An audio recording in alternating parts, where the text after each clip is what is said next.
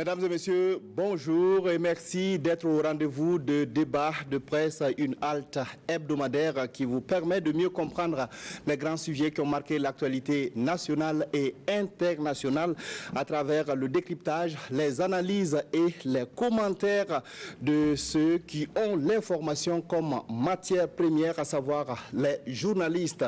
Pour ce dimanche, 4 sujets sont sur la table des débats. Nous parlerons de la conférence de presse du mouvement du peuple pour le progrès MPP sur la situation nationale. L'opération de contrôle de l'authenticité des diplômes des fonctionnaires annoncée par le gouvernement est également au menu. Nous dirons un mot sur le bilan de l'opération Otapoinou, bilan dressé vendredi dernier par le chef d'état-major général des armées. Et enfin, nous discuterons de la situation sociopolitique au Soudan, marquée par la destitution du président Omar El-Béchir et la démission du président du Conseil militaire de transition. Pour discuter de tous ces points de l'actualité nationale et internationale, je suis en compagnie de 4 confrères de la presse nationale sur ce plateau. Dieudonné Zougana de Aujourd'hui au Faso, bonjour. Bonjour, salut. Nous avons avec nous Bourema Ouedraogo du journal Le Reporter, bonjour. Bonjour, salut. Joacin Vokuma et de Casseto.net est avec nous. Bonjour. Bonjour. Nous avons également Juvenal Sommet de Infowakat.net. Bonjour. Merci à tous d'avoir accepté notre invitation. Alors, jeudi dernier, 11 avril, le parti au pouvoir, le mouvement du peuple pour le progrès MPP, s'est exprimé sur la situation nationale au cours d'une conférence de presse.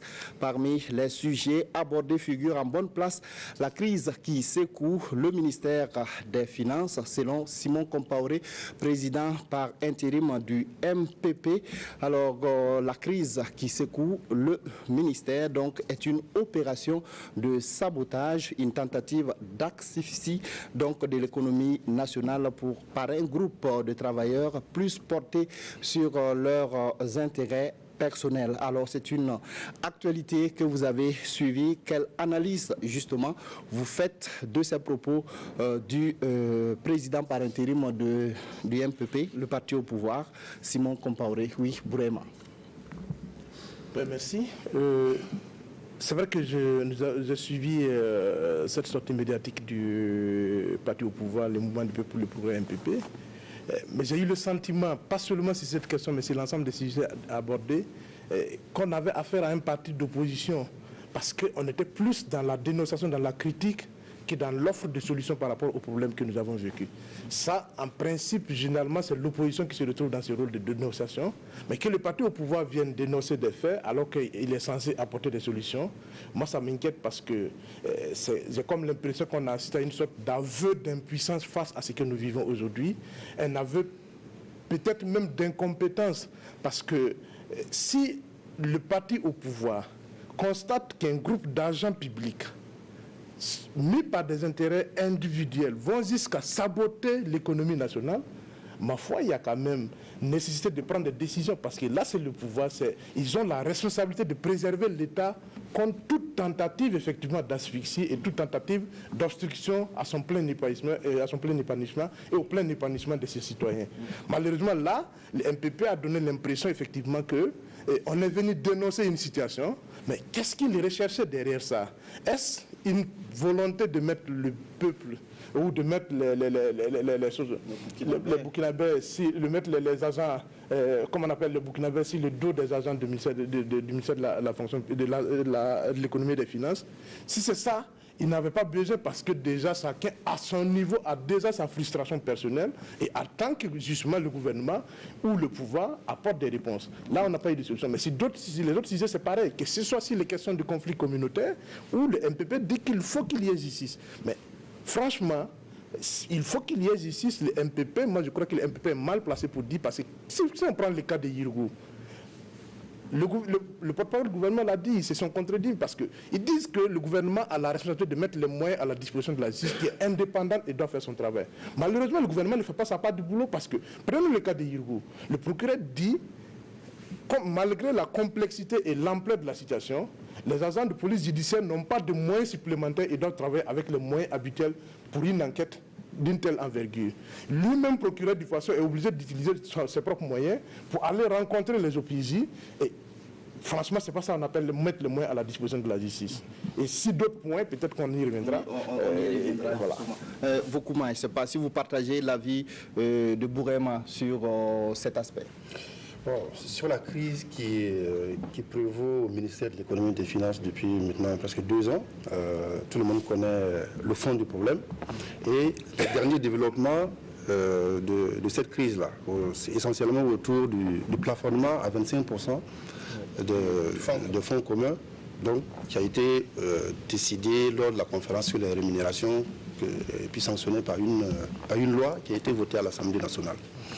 Et vous avez vu aussi dans la semaine beaucoup de gens, des contribuables qui ont manifesté dans les mécontentements au niveau des impôts. Et pour ceux qui pratiquent les impôts tous les jours, on se rend compte effectivement qu'il y a comme une volonté de bloquer quelque chose. Voilà, pour obtenir un papier, les papiers qu'on obtenait en une journée, avant, maintenant il faut 1 semaine, 2 semaines, voire 3 semaines. Pour les petites entreprises, même les micro-entreprises, c'est très très difficile parce que quand tu perds un marché de 3 millions ou 1 million, c'est beaucoup pour les micro-entreprises. Et dans cette situation-là, il y a des cas comme ça où les gens n'ont pas pu enregistrer le marché parce que le processus est grippé et quand il va, ils disent il n'y a pas de réseau. Le réseau ne fonctionne pas, il faut revenir demain. Il y en a qui se lèvent à 4 h du matin pour aller faire la file, espérant avoir le papier requis. Donc ça, c'est une situation qui est connue et qui handicape effectivement l'économie. Donc il y a tout un ensemble psychologique qui a certainement, qui explique l'énervement. La sortie du MPP, parce que le diagnostic, il est connu. La sortie du MPP, est-ce que vous la comprenez? Oui, évidemment, pour quelqu'un qui est au parti au pouvoir, qui assure la présidence du parti au pouvoir, lui, il ne peut pas ne pas voir ça comme une tentative de sabotage de l'économie. C'est un avis qui n'est pas isolé. Dans l'opinion, vous écoutez même les radios, le matin, beaucoup de gens pensent que c'est une opération de sabotage de l'économie, puisque la loi a été votée, qu'on ne peut plus revenir dessus, donc les gens tentent par ce moyen-là de faire une pression. Mais contrairement à ce que dit Bourema, mon confrère Bourema Ouedraogo, lors du dernier Conseil des ministres, il y a eu un début de piste, un début de solution qui a été apporté à cette situation-là. Parce que si vous regardez le dernier Conseil des ministres, ils ont décidé, le gouvernement a décidé par exemple que désormais on pouvait publier dans les journaux d'information générale les travaux des commissions d'attribution des marchés, alors que ça devait être publié dans le journal des marchés publics.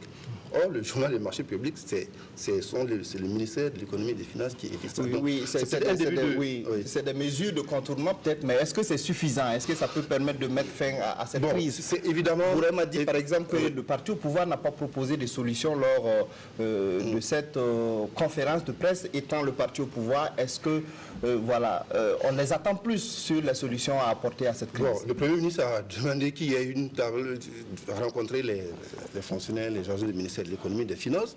De toute façon, ils vont venir à la table des négociations. Il n'y a pas d'autre solution. Je ne pense pas qu'il y ait une solution miracle comme ça. Ce n'est pas ce que Simon Compaoré aurait pu avancer en tant que président du parti au pouvoir comme solution miracle s'il n'y a pas une concertation avec le gouvernement pour savoir qu'est-ce qu'on peut proposer pour une sortie. Est-ce qu'on abroge la loi qui plafonne à 25% les revenus ou qu'est-ce qu'on fait? Voilà, il n'y a pas 10 000 solutions. Et là, je ne suis pas sûr que le MPP a la solution miracle. Sinon, je pense qu'ils auraient donné même un début de piste. De piste, oui, Zungrana. Oui, bon, je pense que, point de vue forme, bon, c'était toujours un Simon Compaoré, puissance, combatif, c'est le même Simon qu'on a retrouvé. Point de vue forme, il n'y avait pas copie comme on dit.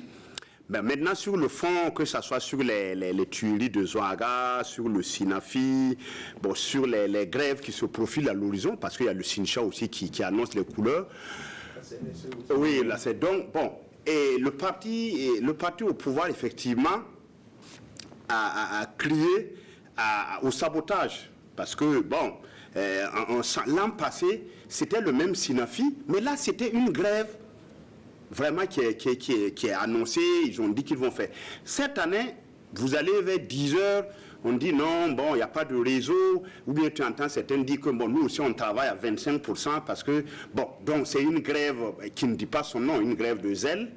Et effectivement, le MPP, et là, je renvoie vraiment, il y a 2 semaines de cela ici, j'ai dit, quand le MPP a des problèmes, il ne faut pas dire non, que ça c'est pas chaud, parce que quand un parti gère le pouvoir d'État, il y a 2 semaines de cela, vraiment, moi j'ai dit ici, et je suis content de voir, j'ai vu la manchette d'un confrère qui me rejoint pour l'événement. L'événement dit que les gars du Sinafi tiennent l'État par le couille. Et j'ai dit même sur ce même plateau, j'ai dit ces gars-là tiennent un pouvoir. Et il faut trouver rapidement la solution. Parce que si j'étais au gouvernement, moi je le dis. Parce que c'est aujourd'hui une priorité absolue. Parce qu'on est en train de toucher le fond là. Puisque économiquement, comme l'a dit M. Vokouma, actuellement, il y a des entreprises qui sont en train de fermer. Je touche du bois, mais ils sont en train de fermer parce que vous voulez une attestation fiscale. Vous ne pouvez pas l'avoir. Vous voulez enregistrer un marché, décompte fiscal et pas enregistré, on vous dit de venir dans 2-3 semaines, voire 1 mois, donc vous êtes bloqué, vous ne pouvez pas vous faire payer. Il y a tout ça, donc ils sont en train de gripper la machine. Maintenant, qu'est-ce qu'il faut faire? Ceux du Sinafi aussi disent que aller à la table de négociation, comme dit mon voisin de droite, mais pour dire quoi? Parce que j'ai eu à bavarder avec certains d'entre eux, ils disent que eux, ils attendent les mesures, parce que le gouvernement a dit qu'il va y avoir des mesures d'accompagnement. Quid de ces mesures d'accompagnement? Parce que jusqu'à présent, ils ne voient pas venir. Ensuite, ils disent qu'eux, ils sont prêts à discuter. Mais il faut mettre tout sur la table. Parce qu'eux, ils voient des niches aujourd'hui où il y a de l'argent, où je tairais volontairement certaines institutions que les gars là indexent. Ils disent qu'il y a des niches dans certaines institutions et les patrons de ces institutions-là sont en train de faire du gaspillage. Eux, ils ne peuvent pas comprendre qu'on fasse du gaspillage là-bas. On dit qu'il n'y a pas d'argent. Or, eux, c'est eux qui recollent. Parce que eux, ils voient qu'est-ce qui rentre. Est-ce que vous comprenez justement cette grève du zèle, comme vous l'avez dit? Est-ce que vous comprenez donc les agents du non, je ne peux pas comprendre jusqu'au bout. C'est vrai que ils disent que, voilà, j'en venais, ils disent aussi qu'en réalité, on dit qu'ils avaient le fonds commun, plus leur salaire, mais ils étaient les mal payés parce qu'aujourd'hui, on a revu le salaire des douaniers à la baisse, à la hausse. Eux, maintenant, ils se retrouvent avec des portions congrues. Donc, le salaire ne vaut, et puis il y a les problèmes de leur crédit adossé aux banques. Donc, tout ça. Mais, en dépit de tous ces griefs-là, aujourd'hui, un Burkinabé ne peut pas, parce qu'ils sont en train de s'aliéner l'opinion publique. Les gens ne peuvent pas comprendre aujourd'hui cette grève perlée-là.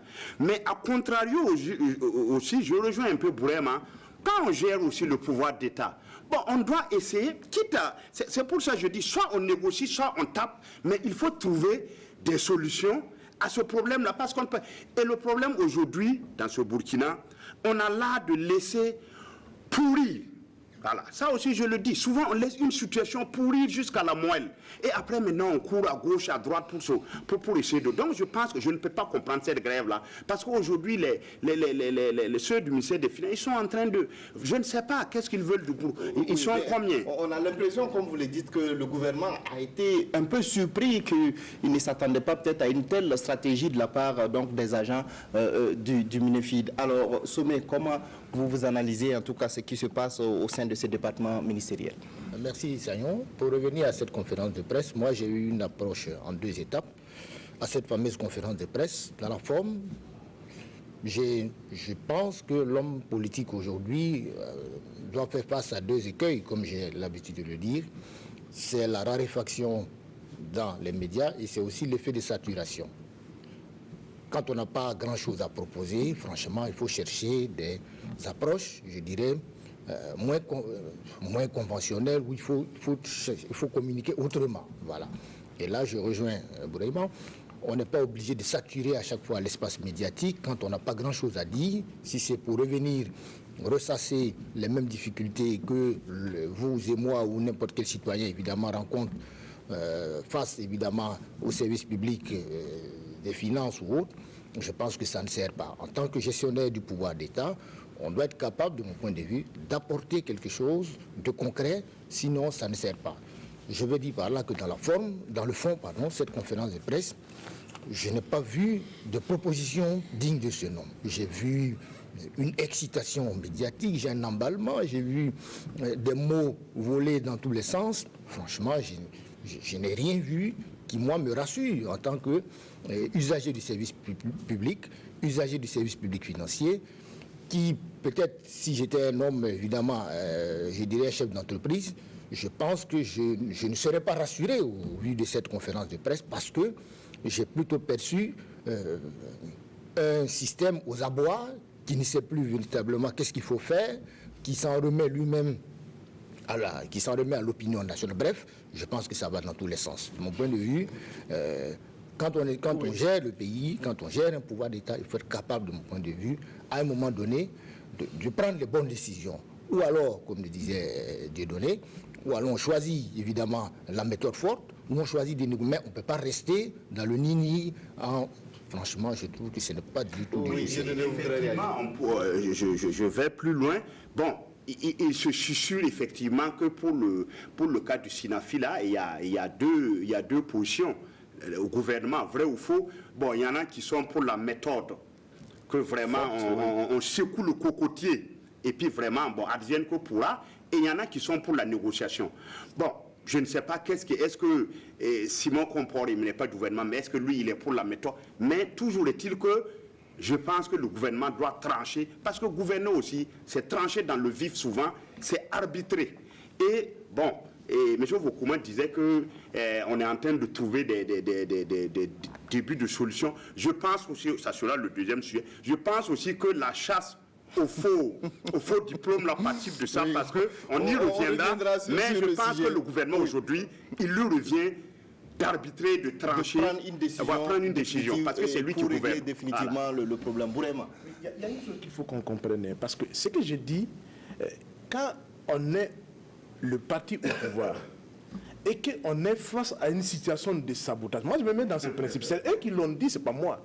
Parce que quand tu es le parti au pouvoir et tu estimes qu'il y a des gens qui sabotent l'État et l'économie nationale, ma foi, il y a des mesures à prendre. C'est ça, c'est de la responsabilité de l'homme politique qui gouverne de prendre des mesures, parce qu'on ne peut pas accepter des mesures de sabotage. Maintenant, par rapport à ce qui se passe, à l'action que le gouvernement a amenée par rapport à ce qui se passe au Minifid, moi je crois qu'il n'y a que deux alternatives, il n'y a que deux options. Ou alors, le gouvernement estime qu'il a commis une erreur effectivement à travers cette loi de finances 2019 et il revient en arrière avec tout ce que cela comporte comme conséquence aux yeux de l'opinion et comme avantage pour les agents du Minefid, ou alors il décide de trouver une autre solution. Mais le gouvernement n'a pas le droit de laisser la population, le peuple burkinabé dans cette situation de détresse face à quelques agents effectivement qui manifestent leur mécontentement en prenant en otage leurs affaires. Parce que moi, quand je cherche une attestation de situation fiscale au niveau des impôts, c'est pour régler un problème. Sinon, je ne vais pas aller tout le temps demander une attestation. Et si je ne peux pas l'avoir, ça pose un problème. Ça veut dire que mon problème ne sera pas résolu. Quelle est, moi, ma part de responsabilité dans la bagarre que les agents du ministère de l'économie et des finances ont avec le gouvernement? Alors, il faut qu'on sache raison garder pour faire en sorte qu'on ne crée pas, on ne transforme pas ce problème-là, qui est un problème spécifique de quelques agents à une affaire d'État, parce que tel que c'est parti, j'ai comme l'impression, et l'MPP, avec cette sortie-là, aide à en faire une affaire d'État, et c'est pas nous qui, en voulant, c'est pas l'opinion qui va régler le problème. Ça ne peut qu'attiser les tensions, activer, créer des conflits, et pour faire, comme on a pu donner au conflit une ampleur qu'il n'a pas encore aujourd'hui, mais ça ne réglera pas le problème. Oui, mais vous l'avez dit, est-ce que le gouvernement aujourd'hui peut revenir sur sa décision? Ça veut dire que de revoir la loi de finances 2019, puis de remettre en place le fonds commun comme le demandent peut-être les agents du Minefid? Oui, le gouvernement peut le décider. Le gouvernement décide que, comme disait vraiment... Avec toutes les conséquences. Non, mais oui, c'est une faute, une erreur d'appréciation et qu'il faut rétablir les choses à l'état d'avant pour que les choses repartent de nouveau.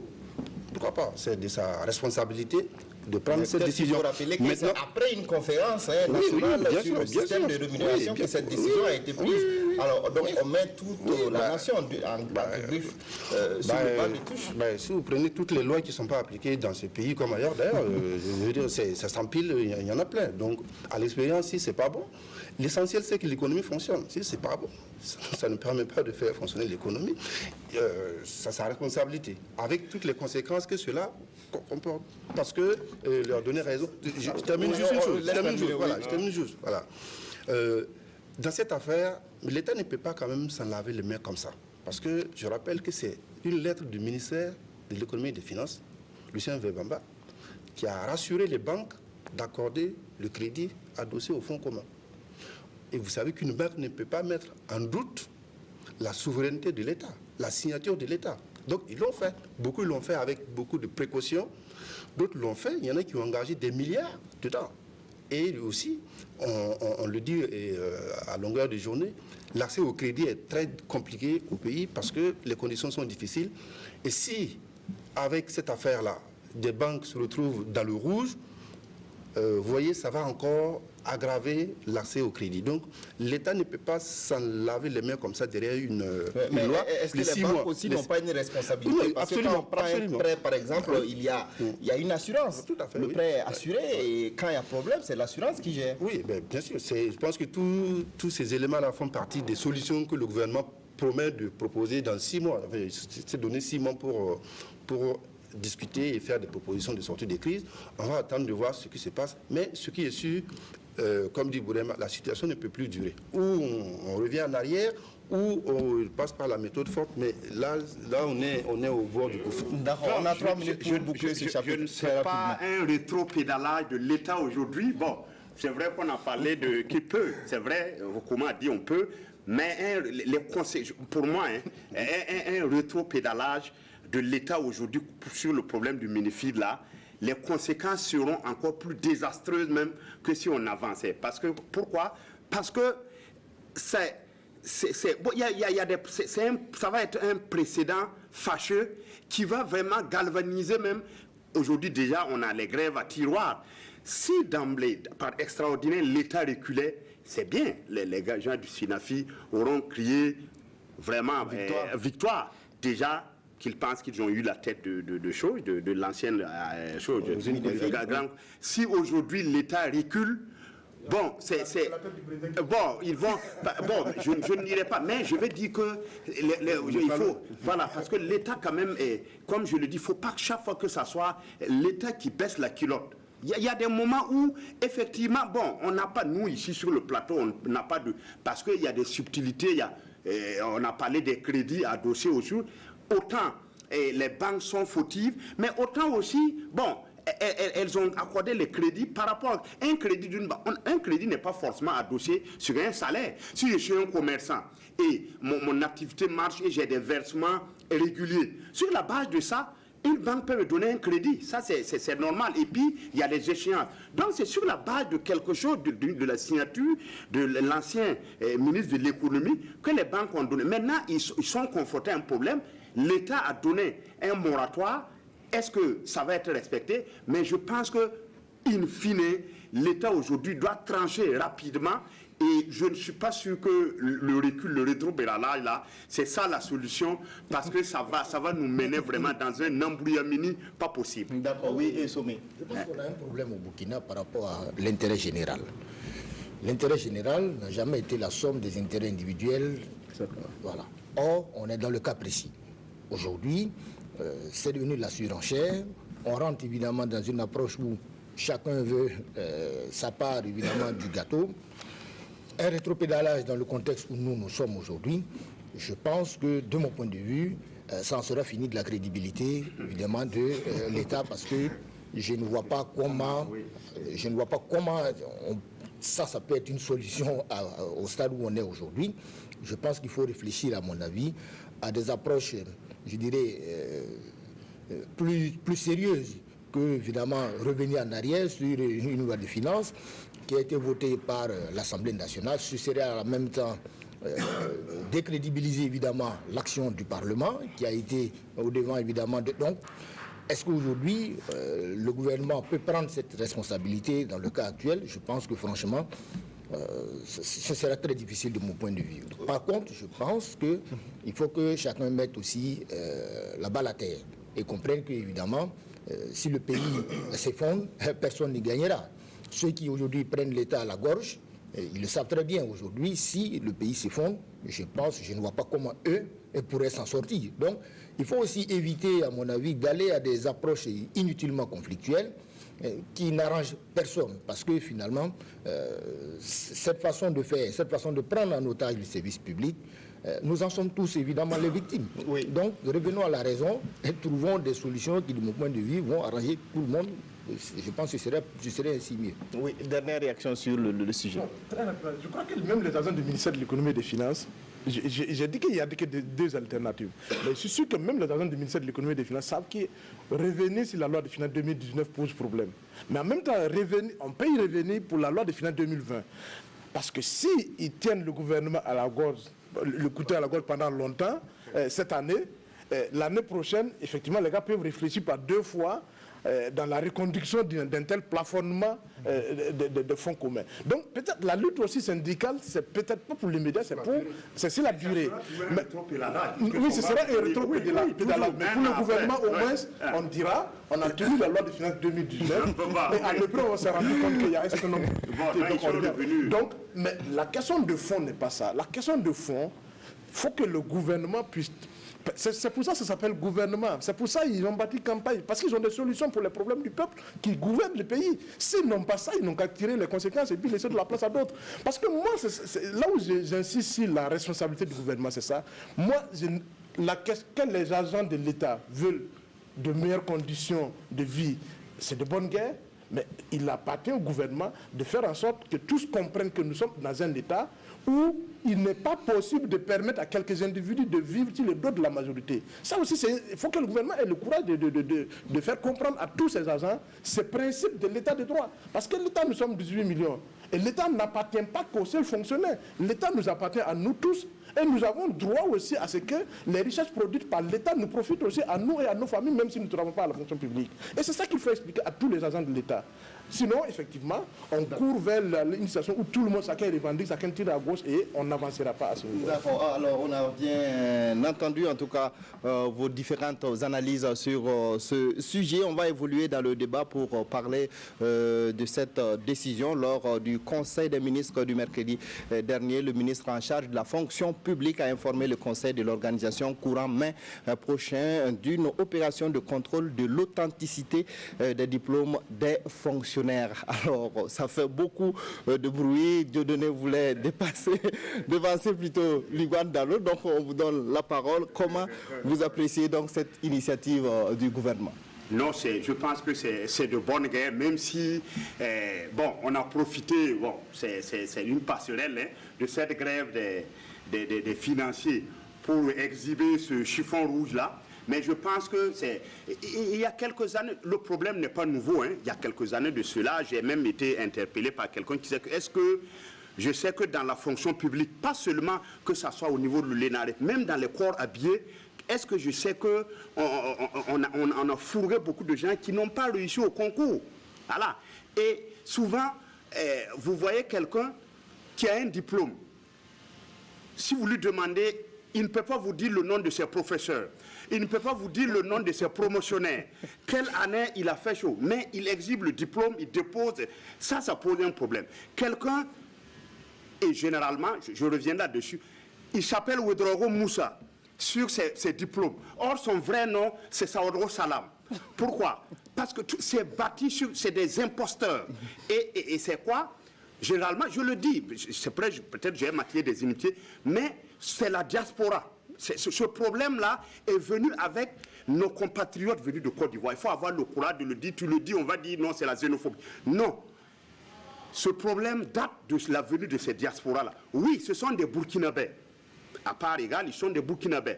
Oui, quand ils sont venus, ils ont révolutionné un certain nombre de choses, notamment en mentalité. C'est des gens sans complexe qui vraiment, voilà.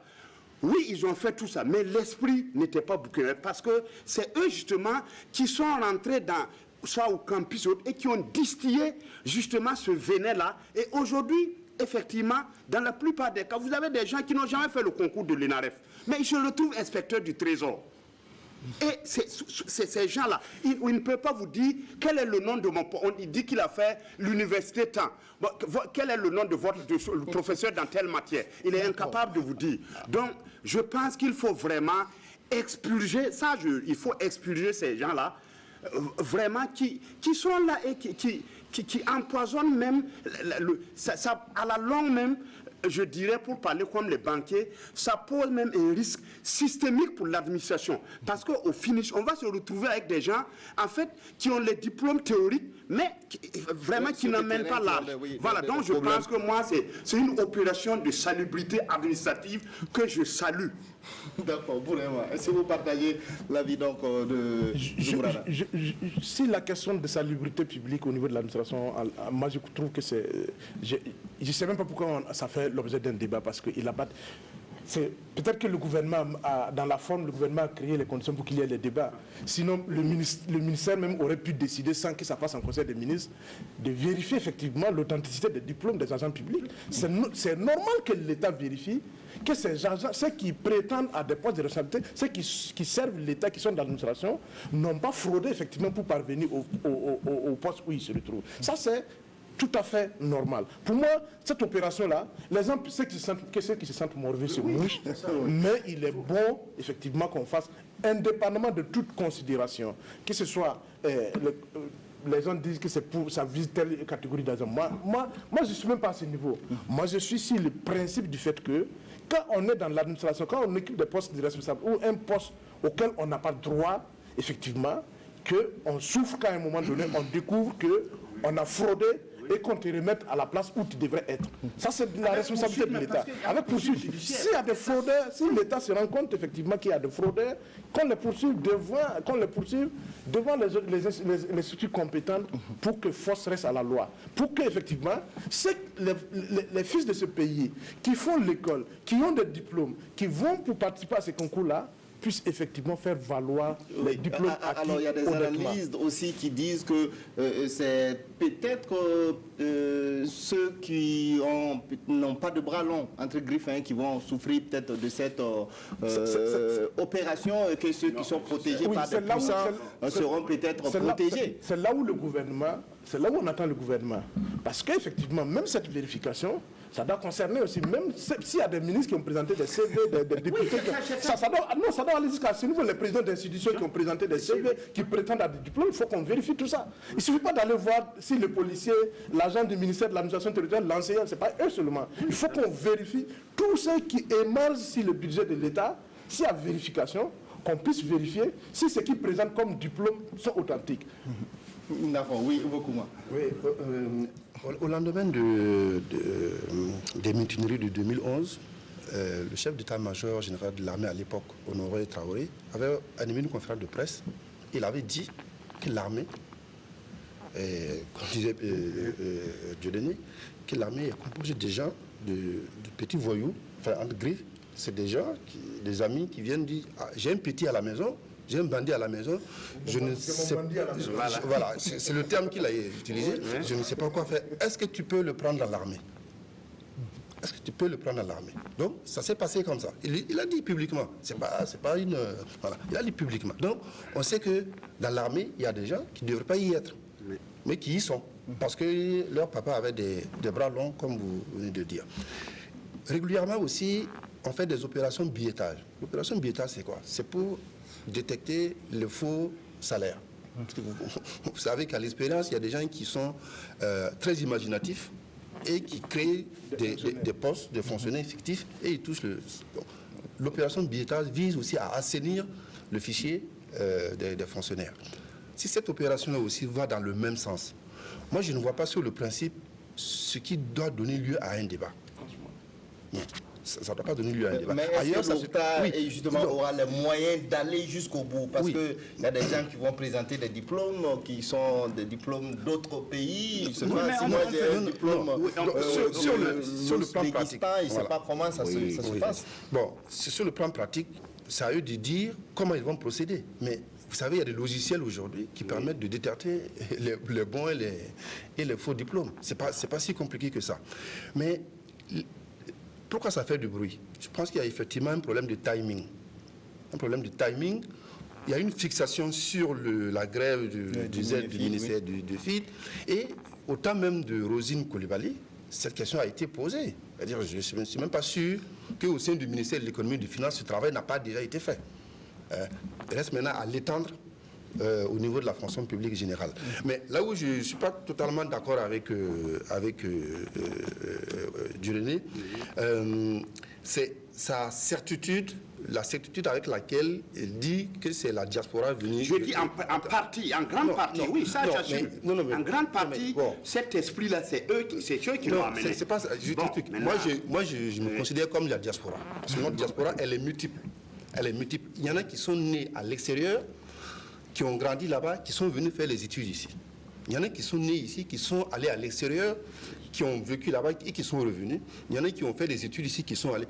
Moi, j'ai vécu longtemps à l'extérieur, je me considère comme la diaspora. Donc, quand on parle de la diaspora, il faut prendre cette dimension-là.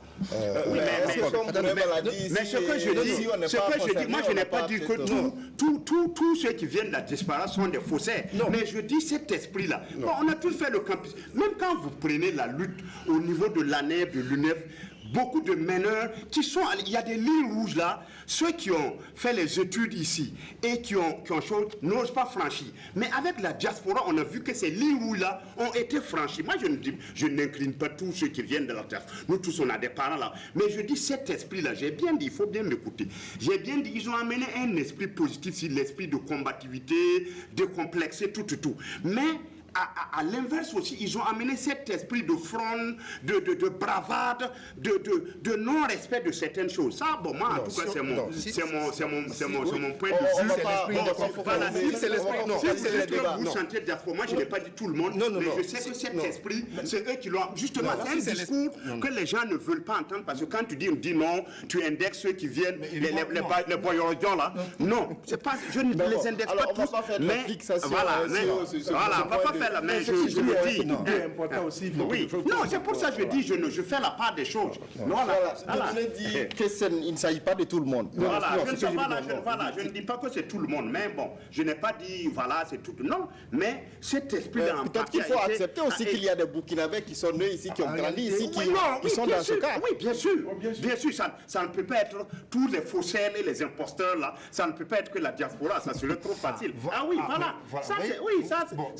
Voilà, oui, non, mais je n'ai pas été cadeau en disant que tout le monde c'est là, non, quand même, je ne l'ai pas dit, mais je dis cet esprit-là, en partie c'est eux qui l'ont amené. D'accord, alors on a compris vos deux points de vue. Oui. Ce qu'il faut dire peut-être que cet esprit-là a pu prendre corps dans la société parce qu'il y avait aussi l'imposture au plan politique qui créait les conditions effectivement pour que s'exprime.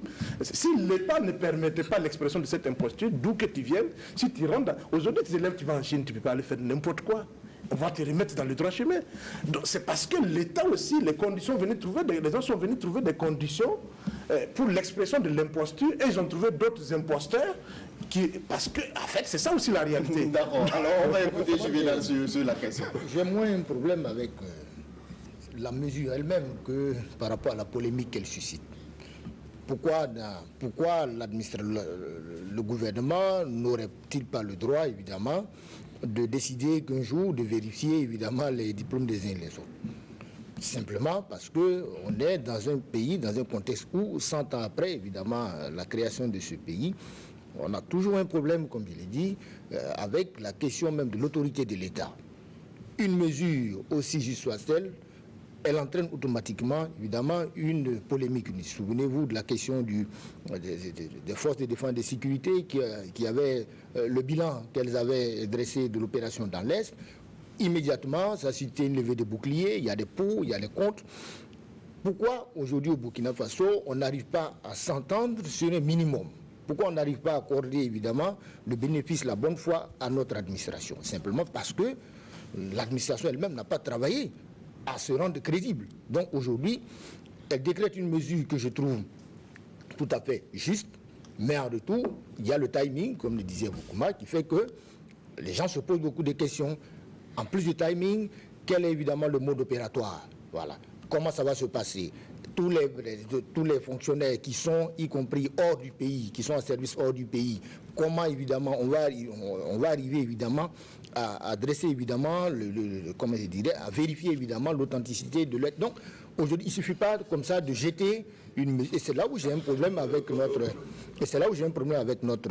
avec nos autorités, c'est qu'on balance parfois des mesures sans y apporter simplement un début, évidemment, de réponse sur le comment. Et ce n'est pas seulement concernant cette affaire du diplôme, il y en a beaucoup comme ça, où après on est sorti, on a fait des déclarations tapageuses, on a annoncé des choses, et puis après, il n'y avait rien derrière. Il y en a qui font déjà le lien entre cette mesure qui a été annoncée et ce qui avait été annoncé au plus fort de la crise au Minefid en son temps, où l'État avait demandé aux volontaires et aux retraités peut-être de s'apprêter peut-être pour assurer la continuité du service. C'est pour ça il ne faut pas que, c'est vrai que le timing est suspect, c'est pour ça il ne faut pas aussi que l'anathème là, ça soit, on frappe seulement les agents du ministère. Ça doit être étendu à tout le monde et il ne faut pas qu'on donne l'impression que, en fait, peut-être même on veut indexer les meneurs de grève là pour les mettre de côté et puis dire qu'on a assaini. Et quand Bourema, je saisis ce que quand Bourema dit que les gars de la diaspora sont venus trouver une pratique frauduleuse. Oui, c'est vrai, mais ça... C'est un fait qui ne date pas, c'est depuis des années. Ah oui. Comment vous pouvez comprendre que souvent, à des concours, par exemple, au niveau de la police et de la douane, des gens haut placés, à l'époque, ça se faisait, puisqu'il y a un ancien ministre de la fonction publique qui s'est confié à moi. On donne une liste de 50 personnes à la police ou à la douane, ces gars-là, qu'ils fassent le concours, qu'ils gagnent ou pas, quand on va afficher le nom des admis, leur nom est là-bas. Donc c'est un monsieur... De toute façon, et souvent c'est payé. C'est des gars qui payent leur admission. Donc ces gens-là, quand ils intègrent la fonction publique, que ce soit à la douane ou à la police, il y a un problème. Donc je pense que, voilà, il ne faut pas qu'il y ait des incantations. Le timing est suspect. C'est pour ça que je dis, il faut étendre à tout, parce qu'il y a le problème de diplôme, mais il y a le problème même de l'embauche. On a embauché des gens et aujourd'hui, sur la base de rien, ils ont seulement écrit leur nom et après, il s'est affiché. Ça aussi, c'est un vrai problème. Alors on ne prie pas le temps, on n'a pas... Si cette question-là, en 30 secondes. Non, par rapport au timing même, déjà, effectivement, même si c'est encore suspect, mais moi je me suis surpris que dans le même conseil des ministres, qui annonce effectivement la vérification de l'authenticité des diplômes des agents publics, on annonce les prochains concours, où on recrute en gros 5000 par concours, et 6000 si mesures nouvelles. Et tout le monde sait que les mesures nouvelles, c'est justement les moyens pour fourguer. J'ai des gens sans diplôme, des parents sans aucune compétence. On n'exige pas forcément de compétences particulières parce qu'on permet aux gens d'aller déposer des dossiers dans une administration précise et c'est à l'intérieur qu'on dit. Et c'est pour ça, là-bas de ces mesures nouvelles, les gens recrutent n'importe qui, n'importe comment. Et on remplit nos administrations. Et si effectivement, on ne peut pas vouloir vérifier l'authenticité des diplômes, en ouvrant en même temps la porte pour que des incompétents ou des gens sans diplôme puissent entrer encore dans la fonction publique. D'accord. Alors on a compris donc vos différents points de vue sur ce sujet. On va continuer avec ce bilan qui a été dressé par le chef d'état-major général des armées de l'opération Ota-Poinou. Alors selon Moïse Minengou, 7 soldats sont tombés donc les armes à la main et 9 autres ont été blessés pendant cette opération. Alors pour le CMGA, cette mission a été accomplie, donc celle de restaurer l'autorité de l'État dans la zone de l'Est. Alors, comment vous appréciez justement, Sommet, alors cette opération qui a été menée et qui est, selon le chef d'état-major général des armées, une mission accomplie? C'est de bonne guerre, ce bilan, parce que la lutte contre les terroristes, c'est aussi une guerre de communication. Voilà. Quand vous regardez aussi ceux qui sont en face, évidemment les terroristes, quand vous regardez comment ils opèrent, il y a un volet communication aussi, évidemment, qui accompagne, je dirais, cette violence qui est exercée sur les États, les personnes et les biens. Donc, forcément, il ne faut pas oublier que, évidemment, comme je l'ai dit, il y a un volet communication et il est de bon ton que les forces de défense et de sécurité tentent aussi à leur manière de répondre, évidemment par la communication, je dirais, aux défis qui leur est posé. Ça, c'est dans la forme. Maintenant, dans le fond, je pense qu'il ne faut pas se satisfaire d'un bilan parce que la lutte contre les terroristes, c'est une lutte, évidemment, qui ne saurait se satisfaire d'un bilan parce qu'aujourd'hui, tous les États doivent rester sur le qui-vive. Donc, j'espère que ce bilan soit satisfaisant, ne fera pas baisser évidemment la garde et que le niveau de vigilance sera maintenu parce que on a un problème dans ce pays. Une fois qu'on a mis en place un certain nombre de structures et d'instruments, après finalement c'est le suivi qui pose un problème. Donc oui, peut-être un bilan qui peut galvaniser le moral des troupes, remonter évidemment le moral même de l'opinion nationale, mais attention, ça ne devrait pas suffire parce que la lutte ne fait que commencer. Et ceux qui maintenir peut-être le cap et la pression sur les terroristes. Tout à fait. Et alors, le chef d'état-major a soigneusement, lors de cette conférence de presse, évité de communiquer sur le nombre de terroristes qui ont été neutralisés au cours des opérations. Oui, je pense que, comme l'a souligné Sommet, c'était nécessaire de faire le point sur cette opération-là. Vu de Ouaga, bon, ça paraît un peu lointain, mais quand on est dans la région là-bas, on sent qu'il y avait ce besoin que l'État vienne faire quelque chose. Et la peur avait saisi les habitants de la zone. Se déplacer, c'était tout un problème. Les arrestations, les attentats, les explosifs, c'était pratiquement au quotidien. Et c'est tout à fait normal que le chef d'état-major fasse le point. Ce qu'il a dit, c'est qu'ils ont stabilisé au moins la zone. Moi, j'ai eu des informations qui m'indiquent qu'il y avait 46 écoles fermées avant l'opération Otapano. 46. Et à la date d'aujourd'hui, 42 ont recommencé à fonctionner. Il y a une école qui est à Kabonga qui n'avait jamais été ouverte parce que c'est une zone un peu compliquée.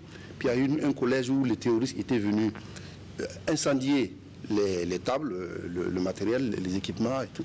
Donc, au niveau des CSPS, il n'y avait pas tellement eu de changement, puisque les terroristes ne s'attaquent pas aux agents du ministère de Santé. Donc, à l'heure actuelle, au-delà de ce que le chef d'état-major général a dit, moi j'ai eu des informations des gens sur le terrain qui me donnent ces éléments-là. Donc, il y a manifestement quand même une amélioration relative de la situation, même si, comme l'a souligné Sommet, c'est une guerre de longue haleine. Ce qui est important, c'est que si l'opération a réussi à démanteler des groupes qui avaient déjà pris comme sanctuaire des zones dans la région, et que même au sein des FDS, puisqu'on en a parlé ici, il y a des complicités. Il y a des complicités. Quand vous allez dans la région, vous discutez, les gens portent plainte, ils vont raconter ce qui leur est arrivé. Quelque temps après, les terroristes sont au courant de ce qu'ils ont dit. Donc, il y avait quand même des problèmes. Le chef d'État, madame, n'a pas évoqué ça. Il n'a pas évoqué ça. La plupart des terroristes neutralisés sont des Burkinabés. Sont des Burkinabés, ce qui est... Oui, puisque... il suffit de discuter avec les gens là-bas. Beaucoup les connaissent. Beaucoup les connaissent. Et quand ils s'expriment, c'est soit en moré, soit en fulfulde, ou dans la langue locale. Donc, ce sont des Burkinabés, ce n'est pas des étrangers. Donc, cette opération-là était la bienvenue et il n'a pas donné de détails. On imagine évidemment les dégâts que ça a pu occasionner, mais si au final, les ONG feront leur travail, si au final, l'administration reprend place dans les endroits où elle avait disparu, que les écoles reprennent, bon, c'est quand même le rôle de l'État d'assurer la sécurité, c'est l'article 1 de notre Constitution. Restaurer en tout cas l'autorité de l'État, c'est une des missions de cette opération. Oui, je partage entièrement ce que le général Sommet et Boukouma viennent de dire. Ce que je peux ajouter, c'est qu'effectivement, la restauration de l'autorité de l'État doit aller au-delà de l'opération ponctuelle au Tampouanou.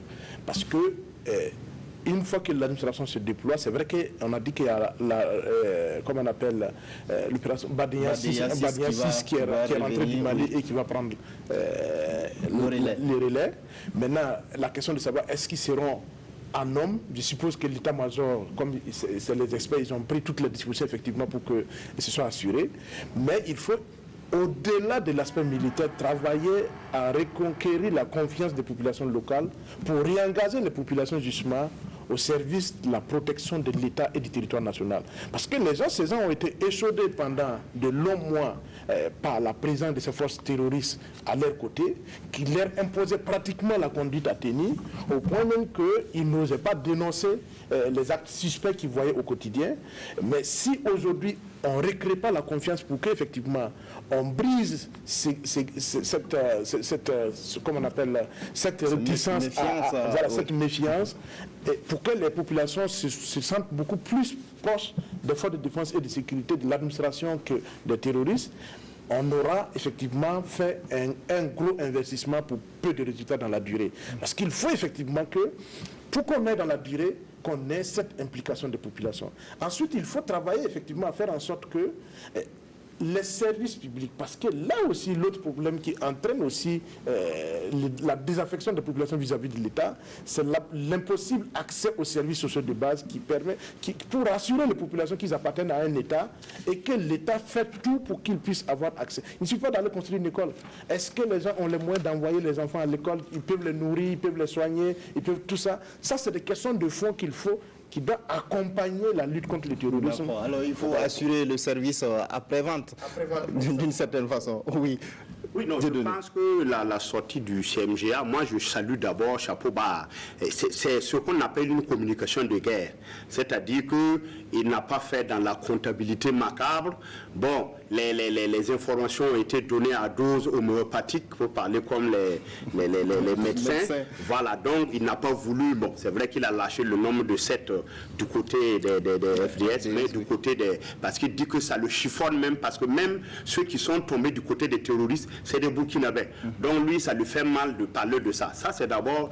Bon, ensuite, je pense qu'effectivement, c'est une opération qui est conjoncturelle. On ne doit pas s'arrêter à l'époque, nous avons titré même « Guerre totale à l'Est et au centre ». C'était notre manchette, le 7 mars, là, le lendemain du déclenchement de l'opération. Donc, il ne faut pas s'arrêter en si bon chemin. C'est vrai que même là-bas, bon, l'opération est terminée, mais j'imagine qu'il reste encore ce que quelqu'un appellerait le terrorisme résiduel, si tant est que c'est un terrorisme résiduel. Parce que c'est quoi? Bon, mon voyage de droite a dit que bon, les droits de l'homme feront leur affaire. Parce qu'on a entendu aussi encore des cris à la fin de cette opération. Bon, on a bombardé la forêt et que, bon, vraiment, il y a eu des victimes collatérales. Oui, mais le chef d'état-major a dit qu'il n'y a pas eu d'exaction de la part de... Oui, il n'y a pas eu d'exaction. Mais vous savez qu'il n'y a pas de guerre, même en bombardant cette forêt-là. Mais puisqu'il y a des Burkinabés qui disent qu'ils sont là-bas, ils ne vont pas quitter. Mais si vous êtes dans un lieu et on vous dit de quitter parce qu'on veut en découler avec des terroristes et vous ne voulez pas quitter, bon, si quand même par chaud et puis par mégarde, bon, vous recevez une balle, bon, il faut dire que quand même ça, c'est pas le rôle de...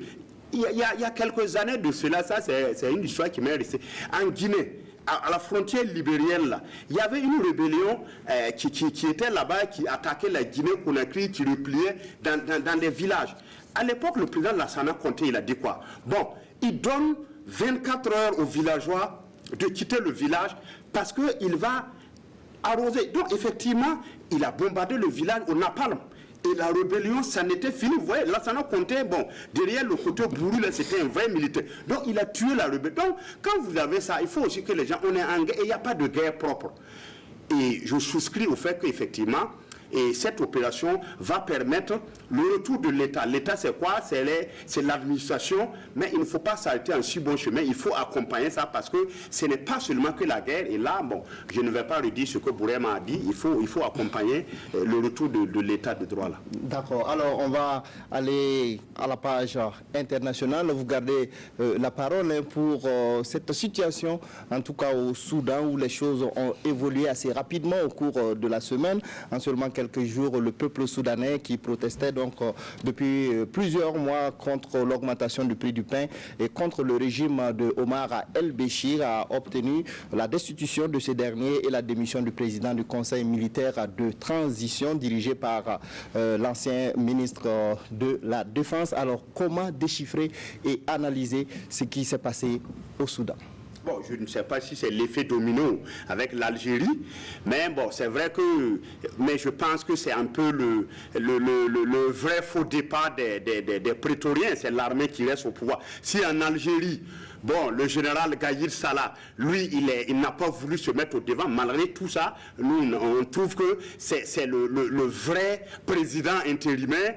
Au Soudan, carrément, c'est les militaires qui vont gérer la transition de 2 ans. Ils disent qu'ils vont mettre un gouvernement civil. J'attends de voir. Mais au moins, bon, il y a quand même les classiques du système Omar el-Béchir là. Mais je pense qu'il faut avoir une lecture seconde de ce départ. Je pense que l'armée, au vu de la situation, on préférait sacrifier Omar el-Béchir sur l'autel vraiment de la volonté du peuple. Mais vous voyez qu'ils disent qu'ils ne vont pas le livrer à la CPI. En fait, je pense que c'est une petite révolution de palais. Bon, mais les militaires vont garder la main parce que vous voyez, le monsieur qui est venu, il a vu qu'il est vomi, il a préféré remettre ça à un général. Mais, par exemple, au niveau des services de renseignement, il y a le patron qui est parti, mais je pense que dans toutes ces évolutions de palais, mais les militaires sont partis sans être partis. Oui, est-ce qu'on peut considérer ça comme une victoire du peuple soudanais, parce que c'est ce qui a été entendu de voir quand on regarde 30 ans de pouvoir, puis bon, la révolution qui est venue, comment qualifier ça? Une victoire ou bien, comme le dit Dieudonné, une révolution de palais? Moi, je crois que c'est une victoire. Parce que c'est à l'image de ce qui est arrivé en Tunisie, en Algérie, et même au Burkina. Parce que, en fait, la question de fond, c'est on a des systèmes politiques qui sont installés qui ont pris qui gèrent le pouvoir depuis des décennies, et on ne les balaye pas du jour au lendemain, et puis tout tombe. La tête peut sauter à un moment. À un moment donné, le système peut vouloir se protéger, effectivement, en sacrifiant la tête. Mais au fond, le système demeure. La preuve en est qu'aujourd'hui, au Burkina, on est toujours avec les mêmes compagnons de Blaise Compaoré depuis 1987. Voilà. Oui, beaucoup. Oui, en tout cas, c'est une victoire du peuple. Que Béchir soit parti, c'est une victoire du peuple. Mais vous voyez, l'élément qui a déclenché la révolte. Voilà, le triplement du prix du pain. C'est-à-dire de la faim. C'est l'aliment qui est consommé par la majorité des Soudanais, la classe populaire. Comme le Soudan aujourd'hui a une crise, face à une crise économique, puisque la division du pays, la scission du pays a privé le Soudan de la manne financière pétrolière. Donc, il fait face à des revendications, à des demandes sociales qu'il ne peut pas satisfaire. Qu'est-ce qu'on fait? On tape sur le consommateur moyen en triplant le prix du pain. Ça a donné ce que ça a donné. C'est exactement ce qui s'est passé en Égypte en 2008, quand il y a eu les émeutes de la faim en Tunisie. Justement, ça te parle d'une deuxième phase de la révolution arabe, d'une certaine façon. Bon, c'est bon, on verra, chaque pays a son histoire. Ce qui est intéressant, c'est de voir comment les Soudanais vont gérer cette victoire. Est-ce qu'ils vont faire confiance à l'armée? C'est comme le cas de l'Algérie aussi. À l'armée qui risque de maintenir les mêmes pratiques, ou bien il y aura une pression pour qu'il y ait des hommes nouveaux, de nouvelles têtes à la tête de l'État. Ça, c'est dans les semaines à venir, on verra. Mais je pense qu'avec l'expérience des autres pays, les gens ont accès à l'Internet. Je crois qu'il y a un décalage démographique, sociologique entre les dirigeants d'une certaine génération et leur population qui est jeune, qui écoute les informations, qui a accès à Internet, qui écoute ce qui se passe dans le monde et qui savent comment il faut réagir face à des gens qui ont dans leur tête des vieux schémas de gouvernance et de présidence du pays. Et quand la marmite ne prend pas, finalement, il n'y avait pas d'autre solution que de descendre dans la rue. Oui, dernière réaction. Je pense que c'est une demi-victoire. Contrairement, évidemment, je pense que la victoire n'est pas complète parce que les apparatchiks sont en train de récupérer, évidemment, le pouvoir, parce que derrière, là je suis d'accord avec Brahima, un pouvoir de 30 ans, forcément il y a des racines. Donc du jour au lendemain, ça ne je dirais, on ne le pousse pas comme ça hors du pays du jour au lendemain. Donc la logique de ce long règne aujourd'hui, je pense qu'elle est en train de montrer évidemment ses limites. Voilà, parce que après 30 ans, c'est difficile de trouver une solution qui satisfasse ici et maintenant les populations, parce que ceux qui sont derrière Omar Belchi et même derrière Bouteflika et ailleurs, c'est aussi des gens qui ont leurs intérêts. Donc, c'est la logique évidemment qui fait que on tire sur la corde et à un moment donné, ceux qui vont arriver à se maintenir, je pense que c'est eux qui vont gagner. Donc, pour moi, je ne suis pas satisfait de mon point de vue de cette victoire en apparence qui sauve évidemment, je dirais, les apparences, parce que derrière, elle n'est pas totale, parce que en réalité, l'armée encore reste, et là, évidemment, c'est un homme qui est parti, mais derrière, le système n'a pas forcément changé. Et là, je pense qu'il risque d'y avoir encore des frustrations et les manifestations risquent évidemment de continuer. Merci. Chérif, si je parlais de démanteler le système comparé, c'est exactement dans la même situation qu'en Algérie. Mais cette décompaorisation-là, on attend de voir. Voilà. D'accord, alors on ne va pas relancer le débat, on est au terme de l'émission. On attend de voir, donc comme vous le dites, merci à vous donc, pour vos différentes analyses. Merci aux téléspectateurs qui sont restés fidèles donc, à cette émission qui s'achève. Je rappelle très rapidement que j'étais sur le plateau avec Juvenal Sommet de infowakat.net, Joachim Vokuma de Kasseto.net, Bourema Ouedraogo de Le Reporter et puis de Zungrana de Aujourd'hui au Faso. Merci et restez en compagnie de nos programmes.